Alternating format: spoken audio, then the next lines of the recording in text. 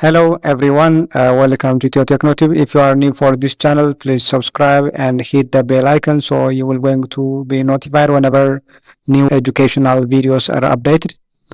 So we'll see a programming paradigm. Right at the end of this lesson, you will be able to explain the concept of programming paradigms, describe the procedural or function-oriented programming, explain the concept of logic-oriented programming, and identify the characteristics of object-oriented programming. You will be able to describe the role of translator in programming language. You will going to able to differentiate between compiler, assembler, and interpreter, and we're going to be able to compare compiler and interpreter based on execution and error handling. So as to get them, stay with me till the end of the lesson. As we have seen in the previous lessons, high-level programming languages are not directly understood by the computer.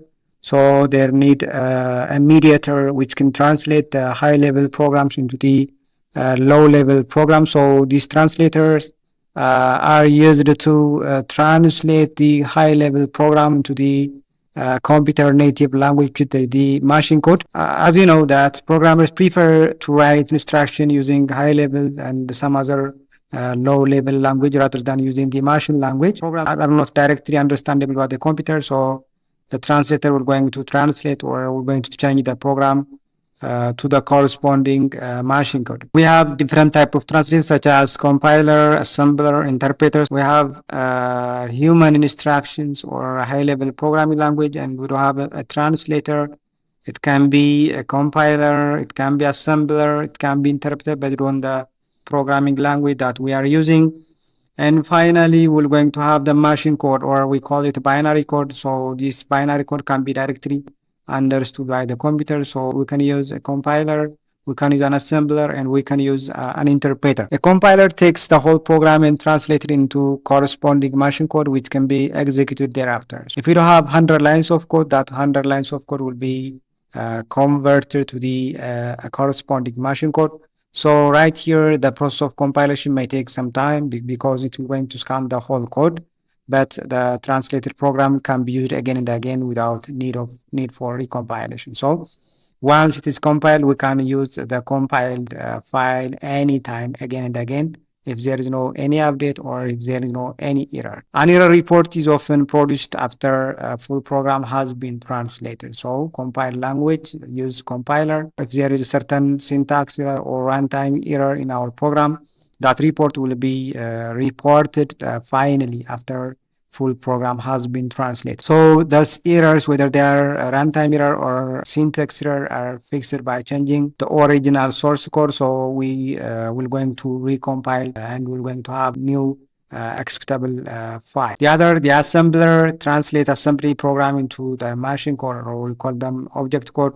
So it can be used and executed by a computer. Once the program is assembled, the program file can be used again and again without reassembly as that of the compiled language. The other, let's see, interpreter versus compiler.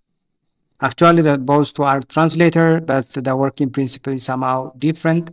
The interpreter translates program one statement at a time. So interpreter works line by line, whereas the compiler scans the whole program once and translates to the corresponding machine. Interpreter takes less amount of time to analyze to source code because it works line by line as well. If there is a certain error, it will going to stop.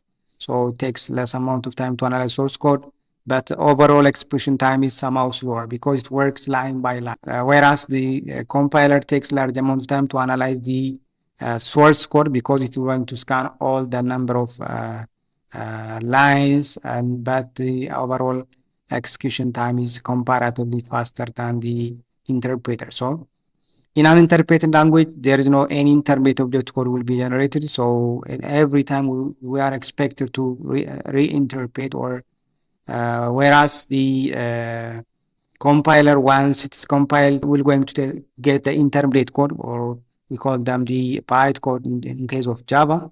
So that bytecode can be used anywhere. So compiled language, they are less memory efficient because the generated object code or intermediate object code will going to need certain memory, whereas in the interpreter there is no any intermediate object code generated after it's interpreted. The other interpreter translate until the first error is met. So if there is error in the third line, it will going to stop there. But if it's a compiler, even though there is an error, it will going to translate to the corresponding object core. So the error report will going to be reported at the final stage. So the other programming paradigm, or we can call it programming style. Based on design program paradigm, the high-level programming can be categorized into the following types: procedural programming, or we call them the function-oriented programming, logic-oriented programming, or object-oriented programming. So let's see the procedural, or we call them the function-oriented programming. A program is written as a sequence of procedures or a sequence of functions. So each function or each procedure contains a series of instructions for performing certain specific tasks. So each procedure can be invoked or can be called by other procedure during the program execution. C, basic are some example of procedural oriented programming. Right here, the data and the behaviors are separated. The other, let's see the logic-oriented programming. This programming paradigm use logic-oriented paradigm so as to solve certain problems. Right here, a predicate logic is to describe the nature of the problem by defining the relationship between the roots and facts. So there is a rule and there are facts. So based on using that predicate logic or based on that set of rules and facts about the problem domain, we will going to infer certain solution for the problem.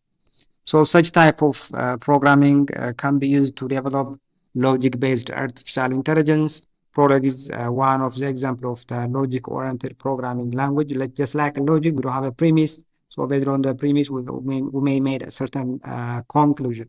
So using the predicate logic and the predicate set of rules and facts, we're going to infer certain solution. The other, object-oriented programming. They use object-oriented programming paradigm as a design approach for solving a given problem. So problem is divided into a number of objects which can interact by passing message to each other, such as C++, Java are one of the example of object-oriented programming. So we do have a class and we do have certain objects. So that object will going to have data and will going to have certain functions or methods.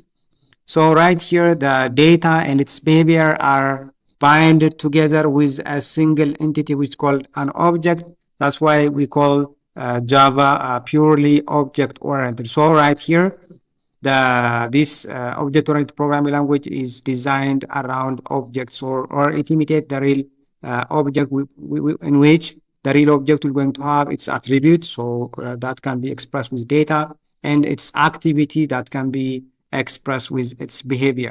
Thanks for being with me still now. If you don't have any question, feel free to express in comment. See you to the next video.